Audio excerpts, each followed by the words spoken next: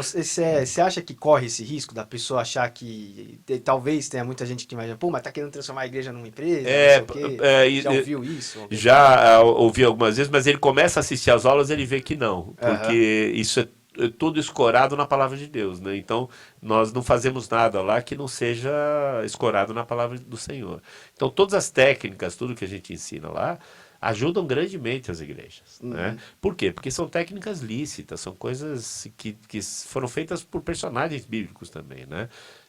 Quando o Jetro falou lá com Moisés, Moisés ia pirar, né? Aquilo lá era uma questão única e simples de gestão de recursos humanos, só, Uhum. né? Ele falou, vem cá, deixa eu te ensinar como é que você faz RH aqui, né? Então, e pronto, e Moisés foi bem com isso, né? Então, Uhum. todo esse plano, sabe, Paulo não fazia uma viagem sem planejar, sabe? Sim. É um erro pensar nisso. Ele era um planejador. E ele tinha o foco em quê? Em conquistar os gentios. E aí, para conquistar, eu tenho que ir aonde? Onde os caras estão. Uhum. E para onde e onde eu tenho que ir, né? Ah, vou ficar no meio da praça? Não. O primeiro que eu vou conquistar, isso é planejamento estratégico. Quem eu vou conquistar primeiro? Quem já conhece o Antigo Testamento. Uhum. Ah, você entendeu? Entendeu que está apontando para Jesus e esse daqui é o Messias? Puxa, entendi. Pronto. É mais fácil esse cara entender do que os outros, né? Uhum. Então ele ia para a sinagoga para ensinar. Isso é parte do quê? De um plano. Sim. Ele entrava na sinagoga. Por que ele não ia na praça? Porque era mais fácil conquistar os judeus.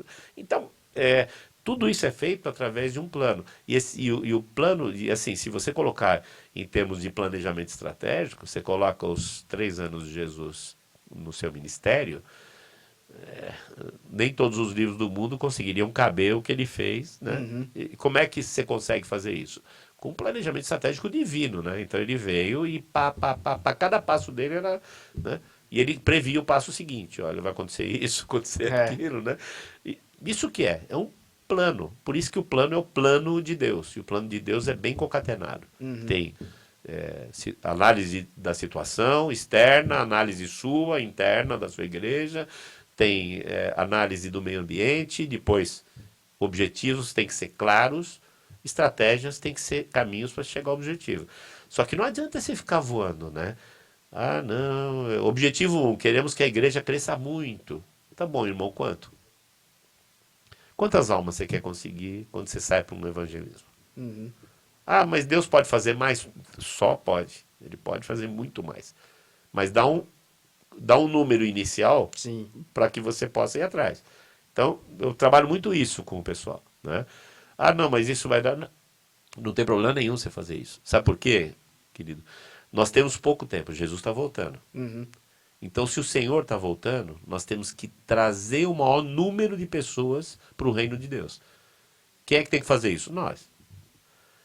O potencial, uma vez eu falei assim, puxa vida, por que eu estou trabalhando com micro e pequeno empresário? Pensa bem, Ítalo. Eu falei, poxa, mas por que o micro e pequeno, né? E eu tive um sonho mesmo. Né? Uhum. Eu tava com a minha esposa e tinha um monte de gente afogando, lá do outro lado. Eu falei, Cláudio, vamos entrar na água. Aí nós entramos na água, cada um pegou um e trouxemos, né? E a gente tava cansado. Aí voltava para pegar outro. Eu falei, Cláudio, não tô aguentando mais. Precisava de mais gente nisso, né? Quando nós aportamos a segunda vez assim, eu olhei, estavam todos os funcionários da empresa, da nossa empresa, dizendo, não, não, pode descansar que agora vamos nós. Aí pulou mais 5. Uhum. Então o push de um empresário não é só pegar uma pessoa. Nós temos culto todo dia lá de manhã, das 8 às 8h15. Ah, não, mas você vai perder 15 minutos. A gente não perde nada, a gente ganha. Uhum. Né? Cada vez que a gente faz um culto, uma pessoa lá, nós temos várias pessoas que aceitaram Jesus dentro da empresa. E não é só ali, né? Esse pessoal que é cristão e está dentro da empresa, ele vai falar para mais 10. Sim. Então você multiplica isso grandemente. Então a função de um empresário cristão é multiplicar o reino, só Uhum. que mais rápido do que uma pessoa individualmente. Ele Sim. consegue pegar mais gente, né? A gente faz um culto anual lá, no final do ano a gente faz, sempre convida um pastor, e tem convidados. E as pessoas vão lá. O E cara chama a essas, família e tal. põe a família, tudo. Poxa, E que aí legal. ele tá pronto para ir, né? Como Paulo, né? Vou para o mundo, vou falar de Jesus. Uhum. Pelo quê? Pelo testemunho. Por isso, né? Então, às vezes a gente não é muito bom para ir em festa, mas a gente é bom para na hora que está com problema, né? Uhum. O pessoal às vezes reclama, poxa, você não vai nenhuma vez lá na festa, no festival. Mas quando você precisou, nós estávamos lá? Tá, bom, estávamos. Então, é isso aí, tá bom, né? Então, essa é a ideia. Nós temos que preparar o povo de Deus. E principalmente o empresário. O empresário tem em mãos muita gente trabalhando com ele, né? Mesmo que sejam 2 pessoas, 3, 5, o microempresário às vezes tem 20, né?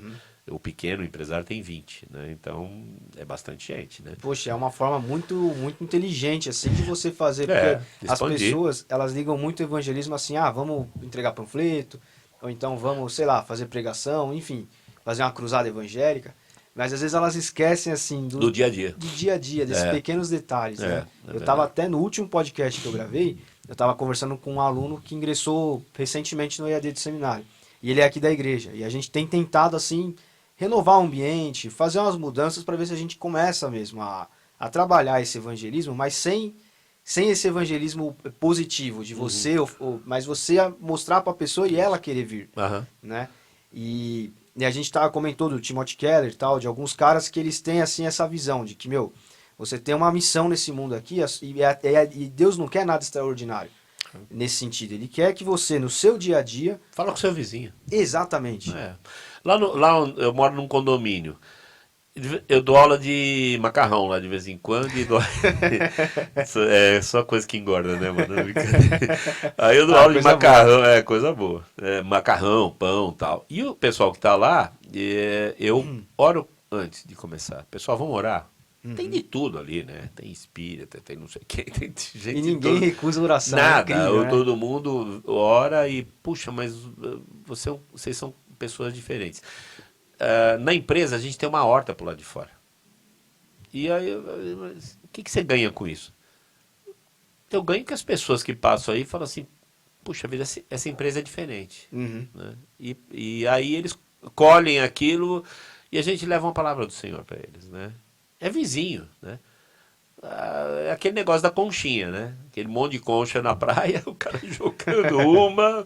Eu falo assim, mas você tem milhões de conchas, você jogou uma, não faz a diferença. Ele falou assim, para essa aqui fez. Né? Mas é isso mesmo. Então esse efeito multiplicador, os empresários e as igrejas têm um potencial muito grande de fazer isso acontecer, né?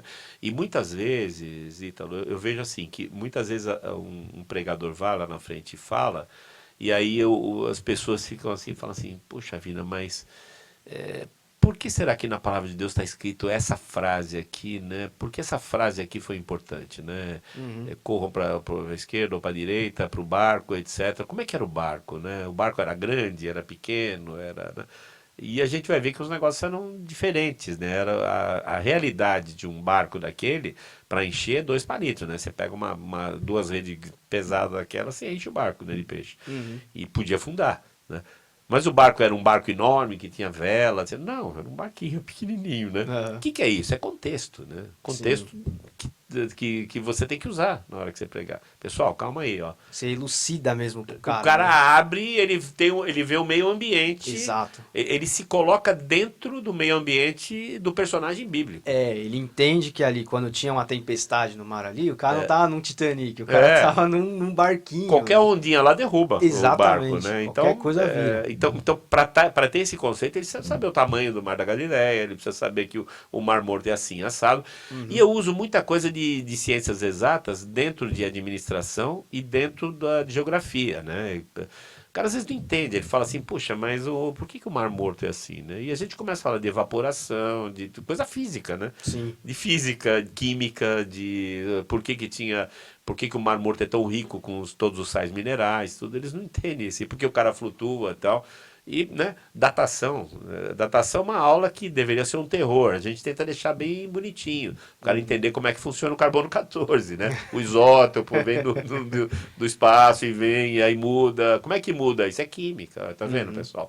E eles têm que entender um pouco disso. Assim, o que eu acho é uma coisa que isso é uma convicção minha. Tem 2 pessoas que eu admiro demais da conta, né? Independente do final da vida dele, eu admiro muito Salomão. Né? Salomão pediu sabedoria. O que é sabedoria? É você entender o mundo como um todo. Então não tem nenhum problema, Ítalo, Você estudar engenharia, você estudar física. Eu fiz física 2 anos, não terminei. Esse foi o único curso que eu não terminei.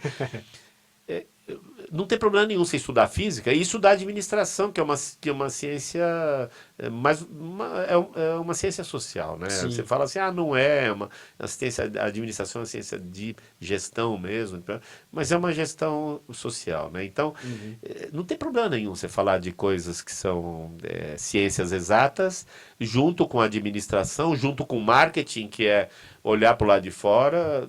Mas é pecado falar em marketing na igreja. Não é, Então, não tem gente que pensa assim. Né? Não é, né? Então, as ferramentas que você pode usar, não vou porque eu não vou usar a mídia e tal. Está todo mundo usando, os inimigos estão usando a mídia, né? Então usa para o bem, né? Exatamente. É o que a gente está fazendo hoje, né?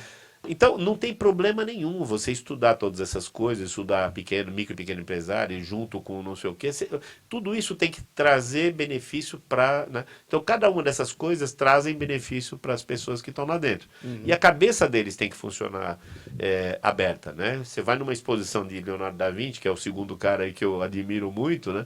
Ela fazia tudo, ele deu conceitos de medicina, inventou helicóptero, inventou a bicicleta, tudo. O cara tinha uma cabeça e fez a Mona Lisa, que é o quadro mais valioso do mundo, né? Quer dizer, ele não é um mané, né? O cara, né? Ele estudou várias áreas diferentes, não tem problema nenhum. Sem problema você ser um físico e estudar teologia. Tem problema? Não. Por quê? Porque um dos ministérios é ciência e fé. Daqueles 5, né? Um deles é ciência e fé. Sim. O que a gente vai fazer? Não, vamos dialogar com os cientistas ateus aí, né? Ateu, graças a Deus, né?